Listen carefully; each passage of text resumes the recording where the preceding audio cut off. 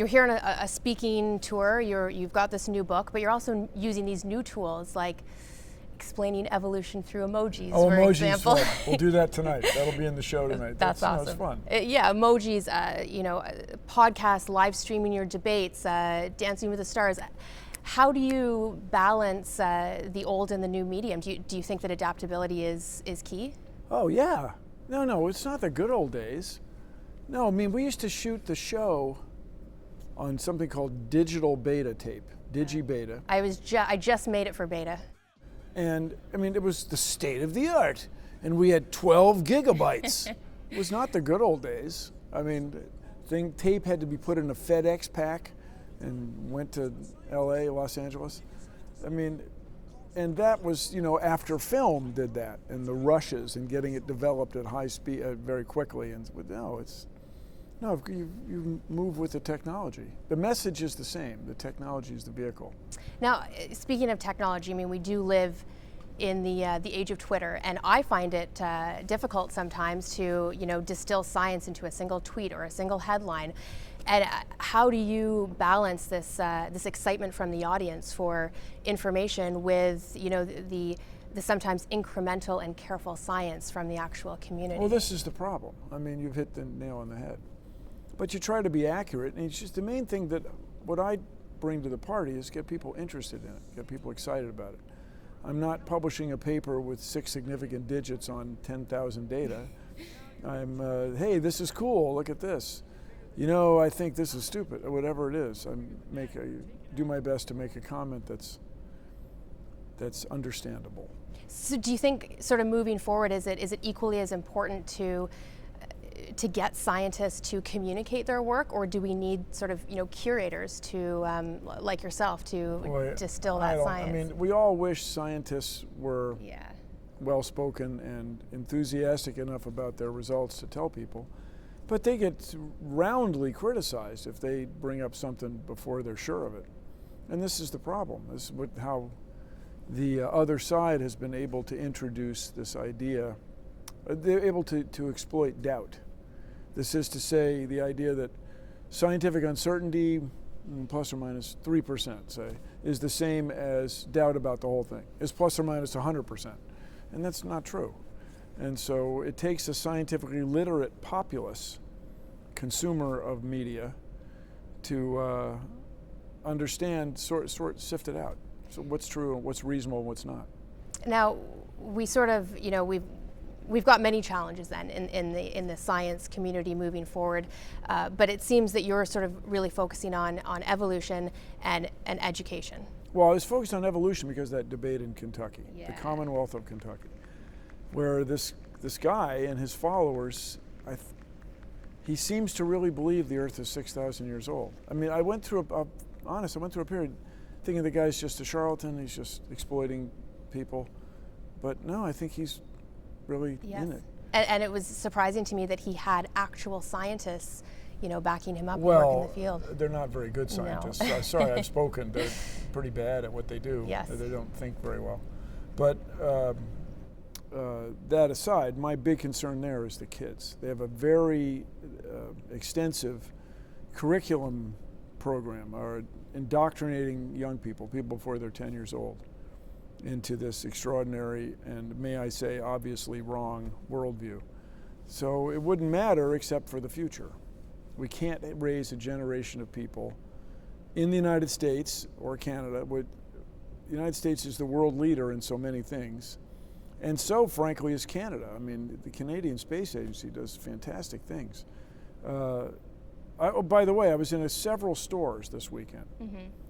And you have people that don't know the space stations on the back of your $5 bill. There's a lot of people that don't know that. That is just a couple years old, and that is so cool. It's cool, and I presume that's Chris Hadfield. And it might be Jeremy Hansen. I can't tell through the visor of the helmet. And we've got our Canadian technology right on the front. Thanks for pointing that out. Yeah. So anyway, we can't have these world-leading governments held back by people that don't believe in science. Science is the reason we're all here. It's the reason we have television. You have eyeglasses on, for crying out loud. I'm always excited for the next mission to Mars. And I'm very excited. You know, next summer we're going to have pictures from Pluto.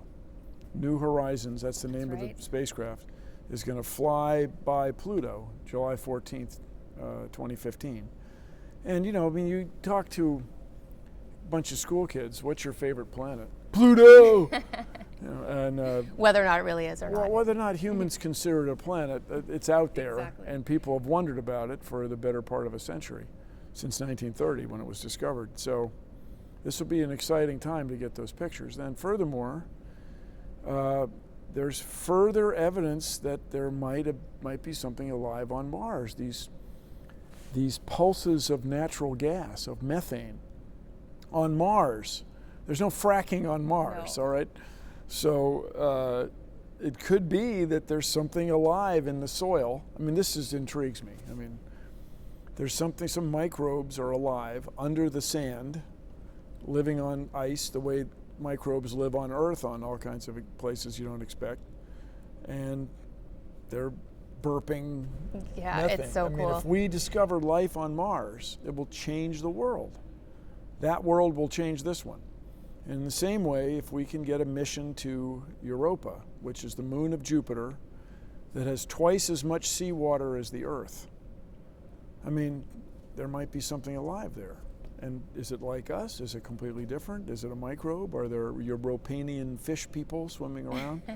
You know, it's just amazing. Yeah, it's nice to see the excitement come out. But you could, yeah, I mean, you could do these missions, as they're called, these spaceships, for $2 billion. It's just not that much money as these things go. In the grand scheme of things. No, I mean, as far as the war in the Middle East goes, conducted by the U.S., I think that's not even 10 a.m. You spent that kind of money. So it would just be an inspirational and marvelous thing.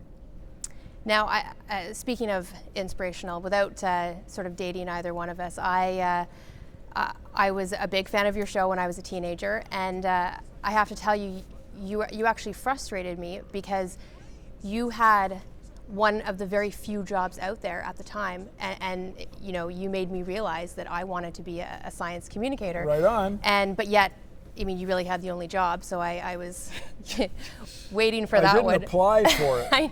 Well, that's just it. You created it, and so it's a compliment to you. But what do you say to young people today who are trying to decide on a career in science?